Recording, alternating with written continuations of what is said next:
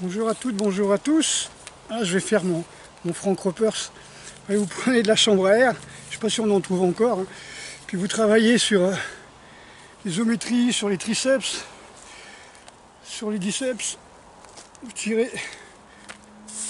devant, tirez derrière. Voilà. Pour les épaules. Voilà ces petits trucs, ça fait un moment qu'on me dit allez, fais péter le t-shirt. Alors j'en profite que je suis en jeûne sec depuis 2 jours pour pouvoir venir faire cette séance en nature. Voilà. Hop, on va monter un peu contre-jour. Bon, on va se balader. Voilà, je voulais répondre, c'était juste un petit clin d'œil à quelqu'un qui m'a posé la question, qui m'a demandé comment on fait pour trouver des protéines, parce que il m'a dit, si tu te dopes pas, où est-ce que tu prends ton calcium et tes protéines? Alors comme je dis souvent, j'ai répondu déjà par net, hein, dans mes commentaires, et la vache. Et puis en fin de compte, je préfère donner redonner des explications. J'avais déjà donné des explications dans une vidéo où je parlais justement de l'eau. L'eau que je prends, qui en parlant d'eau, il y a du courant là aujourd'hui. De l'eau que je prends, qui est de l'eau de mer, hein, donc chez Eau de Vie, où vous pouvez avoir des réductions en prenant le code Bernard 17, hein, Bernard majuscule 17, hein, majuscule bien sûr, hein, enfin, Bernard 17, et vous avez un code vous avez une réduction, c'est un code de réduction. Voilà, chez Eau de Vie, alors je sais pas, c'est www sérum eau de vie ou eaudevie.com, quelque chose comme ça. Donc ça fait un moment que j'ai fait une vidéo pour eux, parce que je trouve que ce qu'ils font est très bien. C'est des jeunes qui ont repris le principe du sérum Quinton et qui vendent de l'eau de mer. Alors pourquoi j'ai parlé de ce sérum? Encore une fois, parce que c'est la seule façon d'utiliser, d'absorber naturellement, biologiquement, biocompatiblement, sous forme colloïdale, de l'eau, des minéraux. Voilà. Donc je vais commencer par le commencement. Non, je ne me dope pas, et même si je me dopais, c'est pas pour ça que j'absorberais mieux les minéraux, et que je, comment on peut dire, que j'aurais pas besoin ni de protéines ni de calcium, puisque la question c'était, puisque tu te dopes pas, où est-ce que tu prends ton calcium et tes protéines? Bon, ça montre que la personne qui me pose la question a très peu de connaissances dans l'alimentation. Voilà, donc c'est pas grave, c'est pas grave, je suis là pour vous répondre, je suis là pour répondre aux questions, et ça me fait plaisir. Donc déjà je suis pas mort, hein, vous voyez, ça fait 24 heures que j'ai fait 3-4 entraînements, et tout en étant sans boire, sans manger, et tout va bien. Donc on peut se permettre des jeûnes comme ça de 24 heures, voire plus, hein. Moi je sais pas jusqu'où je vais tenir, hein. Peut-être que demain soir je serai encore en train de jeûner et en train de m'entraîner. Voilà. Donc où est-ce que je prends mes protéines? Partout. Est-ce que je prends mon calcium? Partout. Alors les protéines, je les prends partout, à savoir que c'est pas de protéines qu'on a besoin, hein. On a commencé à parler de protéines vraiment certainement avec la muscu, hein, ou certainement avec des gens qui voulaient faire du pognon avec ça, hein, à l'époque Weder, hein, années 50-60. Avant on parlait de corps azoté. Alors, dans les bouquins de cuisine que j'ai qui datent des années 50, hein, on parle de corps azoté. J'ai acheté des bouquins des années 30-40, des recettes de cuisine. On parle de corps gras, de corps azoté et de sucre. Vous voyez, donc c'est assez marrant, quoi. On ne parle pas vraiment des polysaccharides, mais bon. C'est un petit peu. C'est des termes qu'on n'utilise plus, hein. Ils utilisent des termes qu'on n'utilise plus, ou très très peu. Je cherche le nom, mais j'ai perdu. Donc voilà, pour les protéines, en ce qui concerne les protéines, on vous parle de corps azoté. Alors pourquoi de corps azoté? Tout simplement parce que c'est les acides aminés dont on parle, c'est les acides aminés. Les protéines sont des chaînes d'acides aminés, hein. C'est comme si vous prenez un train et vous mettez des passagers. Les passagers, ce sont les acides aminés. Les trains, ce sont des protéines. D'accord? Donc on a surtout besoin d'acides aminés. Les acides aminés sont créés par les plantes. ils sont synthétisés par les plantes, par le monde végétal. Les orties, surtout les orties, qui ont beaucoup d'acides aminés, beaucoup de minéraux. Donc voilà, je dis pas ça parce que je suis dans le coin des orties, puis je veux leur faire plaisir en parlant d'elles. Mais voilà, le principe c'est ça. Les protéines sont faites avec des corps azotés, sont des chaînes de corps azotés, et les corps azotés sont synthétisés par le monde animal. Voilà. Donc on a besoin d'acides aminés, on n'a pas forcément besoin de protéines. Si on prend des protéines, c'est-à-dire si on prend le train, on va devoir casser les wagons, aller chercher les bonhommes dedans, et puis on va avoir le train qui va être un déchet, on ne saura pas quoi en faire, ça va encombrer nos articulations, on va avoir de l'arthrite, on va avoir de l'arthrose, ça a été prouvé que ça venait de tous ces peptides et de tous ces déchets de protéines en fin de compte, hein, toutes ces crises d'arthrose, hein, dans le sens où ça va, comment dire, boucher les canaux synoviaux qui lubrifient les articulations. D'accord? Donc dès que vous gavez de protéines et puis que vous faites l'entraînement ou pas, hein, surtout si vous n'en faites pas, hein, vous allez avoir des sacrés problèmes. Quand j'ai revu mon ancien prof de muscu il y a quelques années, il y a 10 ans, ça faisait quoi 10 ans que je ne l'avais pas vu, puisque j'avais déménagé, j'allais dans une autre salle. La première chose qu'il m'a dit, ça va, pas trop de douleur, les épaules, les coudes, les genoux. Voilà, parce qu'il savait que je mangeais des protéines, hein, c'est lui qui les vendait. Vous voyez, donc... Voilà, ceci dit, protéines de soja, des choses comme ça. Donc voilà, beaucoup de problèmes avec les protéines, ne serait-ce que la caséine, hein, par exemple la protéine du lait, qui est une caséoprotéomorphine, qui est absorbée, enfin pas absorbée, mais qui est reconnue par notre système immunitaire comme étant de la morphine. Donc ça trompe les cytokines, ça trompe les globules blancs, hein, et puis on fait des maladies auto-immunes, hein, pareil avec la protéine du blé, hein, le gluten, hein, qui est une glutéoprotéomorphine, et donc qui est elle aussi reconnue comme on va dire, un agent de désinformation. Hein, c'est-à-dire que, comme disait Denis Richet, lui parlait d'agents de résistance, d'agents de renseignement, et donc ces protéomorphines sont des agents de désinformation, c'est-à-dire elles passent à travers le système immunitaire comme étant de l'opium, hein, comme étant un opiacé. Et donc le corps il en veut, parce qu'à l'opiacé, hein, ça va faire plaisir, ça va nous faire sécréter beaucoup d'hormones de plaisir. Hein. Voilà. Je ne vais pas m'appesantir, c'est pas le sujet hein, aujourd'hui.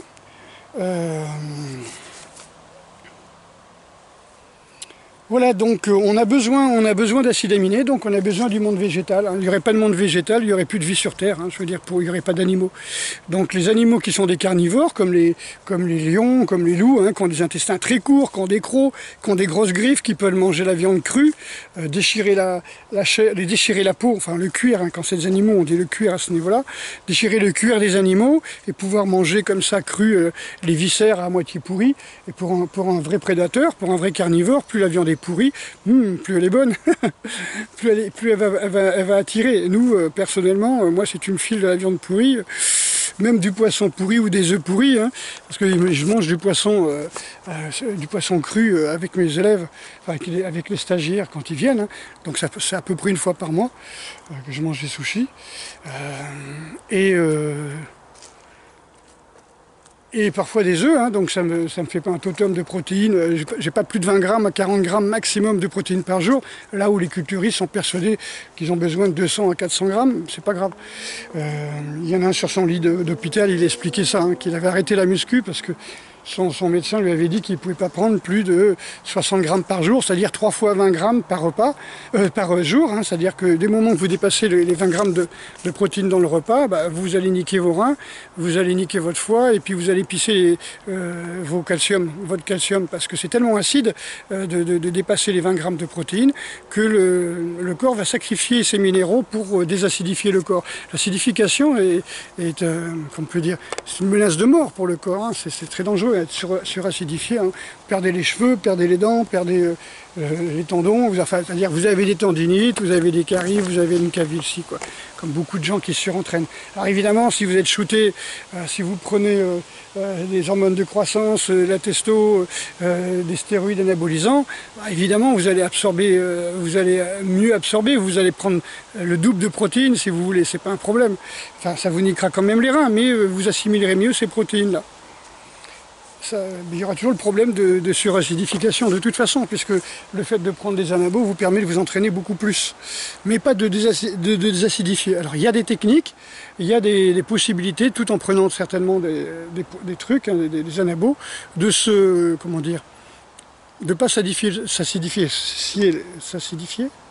sang, s'hyperacidifier le sang, c'est tout simplement de se gaver de jus de légumes, hein, tout simplement. Hein. Bon, moi j'ai une méthode hein, qui me permet de prendre quelques kilos en très peu de temps, voilà, et sans s'acidifier le sang.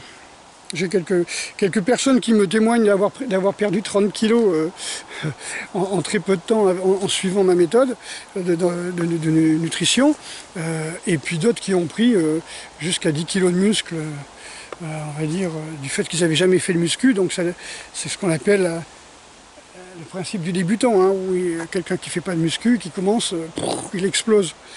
Sauf s'il hyperacidifie son sang, s'il est dans l'hyper-entraînement, s'il s'entraîne mal, voilà, s'il s'entraîne trop, pardon. Voilà, donc où est-ce que je prends mes minéraux? Comme je vous ai expliqué, hein, dans l'eau de mer, hein, chez Eau de Vie, WW de Vie, et puis partout hein, dans le monde végétal. Alors, il faut savoir que l'homme, c'est un hétérotrophe. C'est-à-dire que contrairement aux plantes qui sont autotrophes, les plantes elles prennent des cailloux et elles absorbent le calcium. Je vais prendre l'exemple de l'ortie. Hein. L'ortie va absorber le calcium de la terre. Hein. Voilà. Je me plaignais que j'arrivais pas à faire pousser des orties dans mes bacs, sur mon balcon, mais parce que c'est de la terre et les orties elles aiment bien le calcaire. Ici on est très calcaire et donc ça prend beaucoup. Voilà, donc c'est raison de plus pour dire que l'ortie est une plante très très riche en calcium aussi et en protéines, pardon, en acides aminés. Donc vous êtes une plante, vous êtes une ortie et vous absorbez directement les cailloux, hein, c'est-à-dire le magnésium, le potassium, le calcium, le zinc, enfin, tous ces minéraux, tous ces cailloux, j'appelle ça les métaux, les cailloux, tous ces minéraux, vous allez les absorber parce que vous êtes autotrophe. L'être humain, comme tous les animaux, est hétérotrophe, c'est-à-dire il a besoin de manger des minéraux qui sont déjà, on appelle ça sous forme colloïdale, c'est-à-dire qui sont biodisponibles.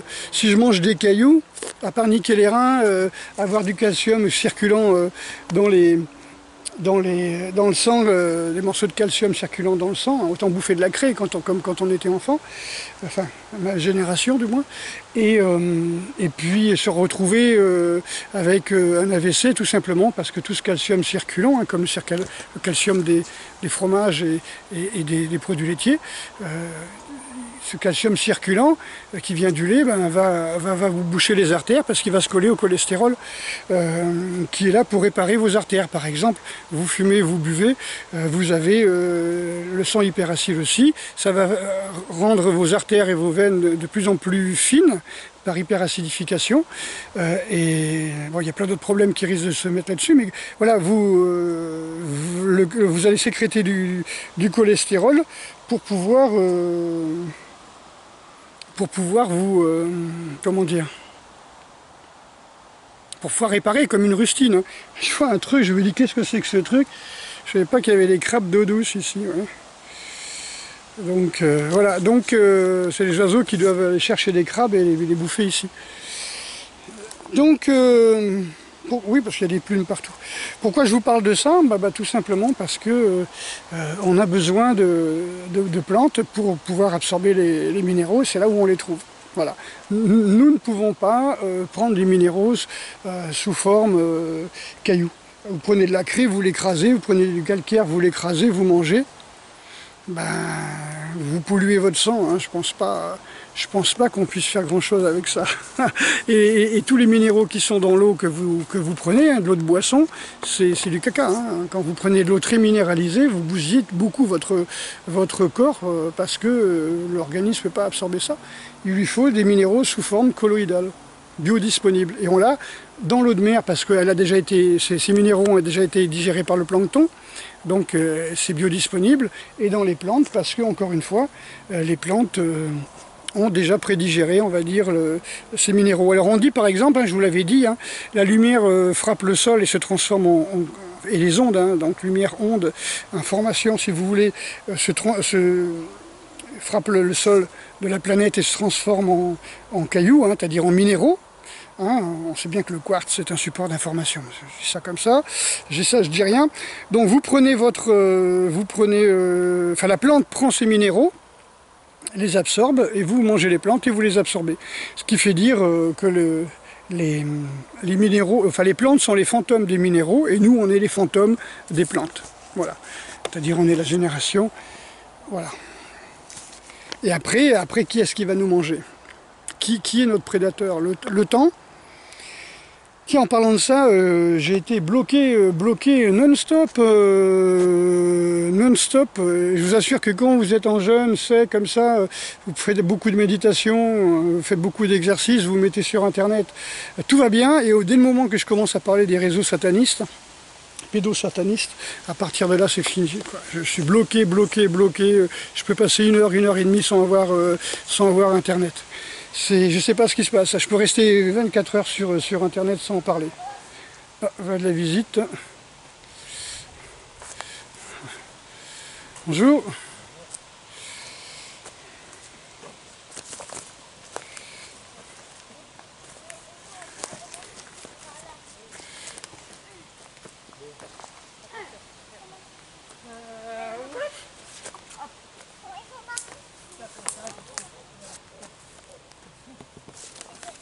Ce qui montre que ce lieu est fréquenté. Bonjour.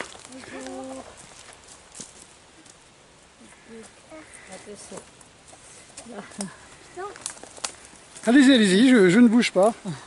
Je fais ma vidéo. Donc je voulais juste préciser un message de Ludovic qui m'a envoyé un super texte d'ailleurs, qui me dit qu'en fin de compte, voilà, on ne juge pas, c'est-à-dire qu'il ne faut pas juger. Le principe